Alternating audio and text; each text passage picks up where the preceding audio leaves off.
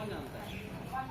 तुम बताओ क्या होता है? अगर हम किसी हॉस्पिटल में जाते हैं जहाँ पर हमको कोई बीमारी होता है हाँ। तो वहाँ 5 लाख तक फ्री इलाज होता है। बहुत अच्छा। तो आयुष्मान कार्ड जानते हो ना, जिसका राशन कार्ड है उसका बनता है। तो राशन कार्ड किसका किसका बना हुआ है? देखो इतने लोगों का राशन कार्ड है। राशन कार्ड लगता है सबके घर में होगा। तो जिसके जिसके घर में राशन कार्ड है सबका आपका आयुष्मान कार्ड बन सकता है।